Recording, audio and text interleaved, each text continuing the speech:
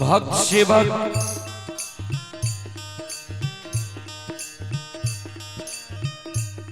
मां आदि शक्ति भगवती के गहवर के उसार पर जाकर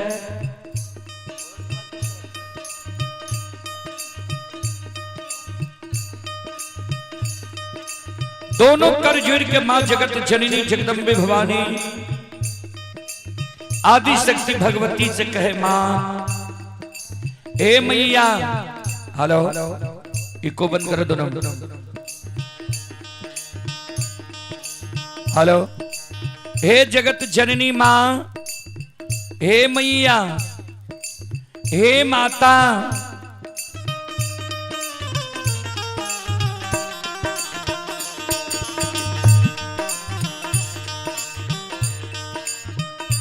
के यहाँ के पोखरी खुना दलक के यहाँ के चारों पात मरहा दलक। मां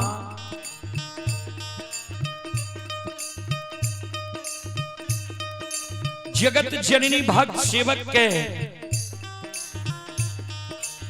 जहिना मां अपना बेटा के दुलार प्यार मलार करे छे वह समान भक्त के मां भगवती दुलार प्यार मलार करे छे।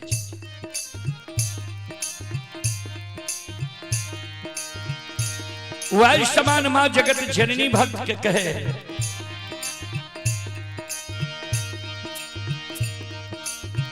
आहो बाबा मोरया हो से बात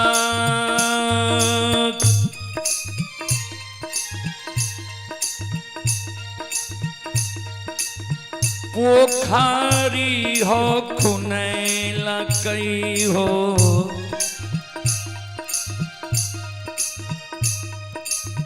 भैया हो मोरा।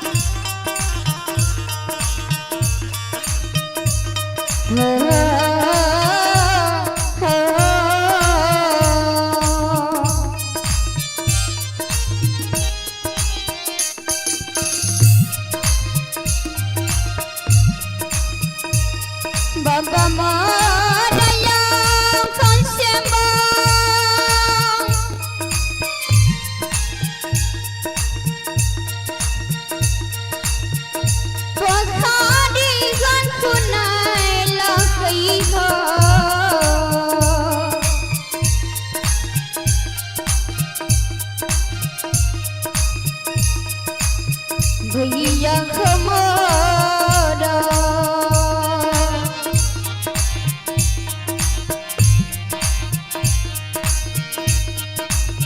सेवक मोरे लगई चार भैया हमारा।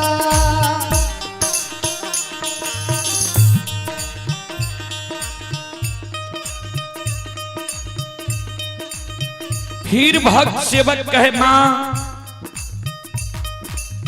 ए मैया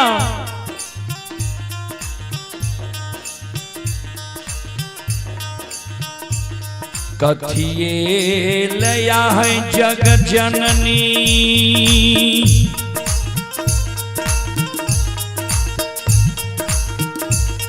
आहे बाबा पोखरी खुनैल काहे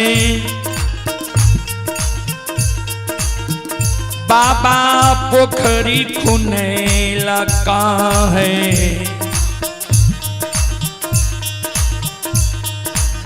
कथी हिलाए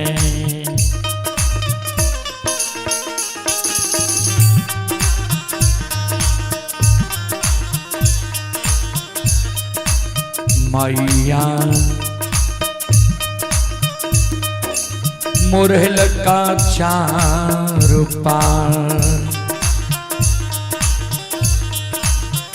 ताहे काथी लाए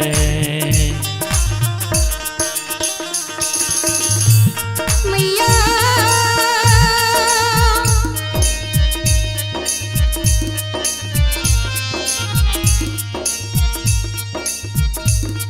हे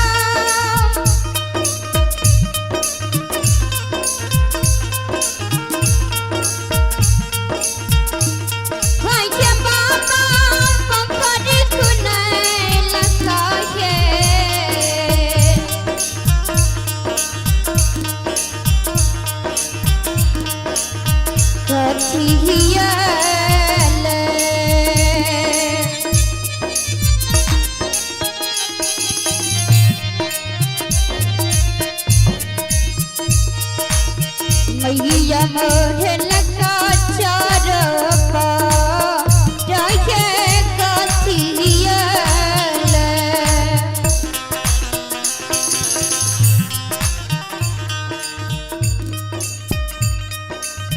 फिर माँ जगत जननी कहे भाग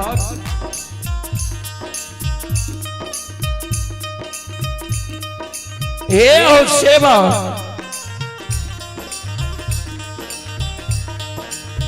आहो आस्तानान करेल सेवा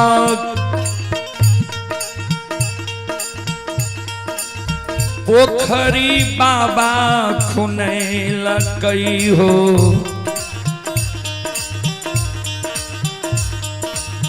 जो मरे खेले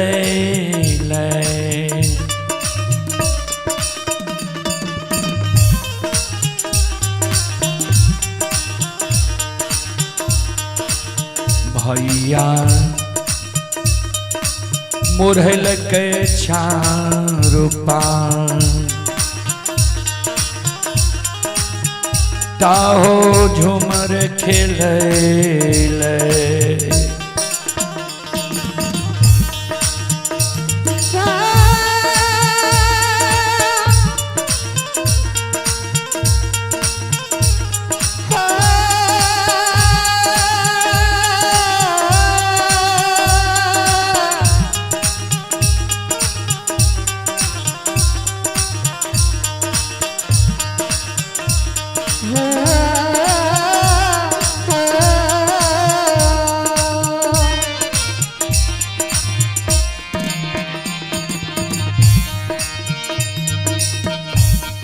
स्नान करैल सेवा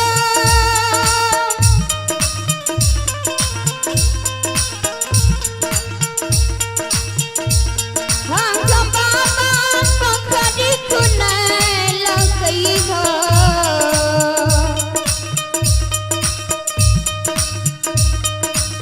झुमर खेलैले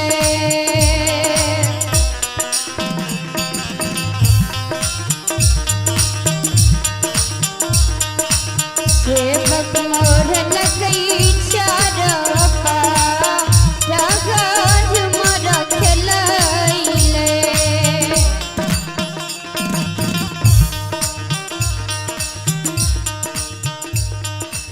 फिर भाग सेवक कहे माँ हे मैया कहाँ नहलिए, कहाँ लट झाड़लिए।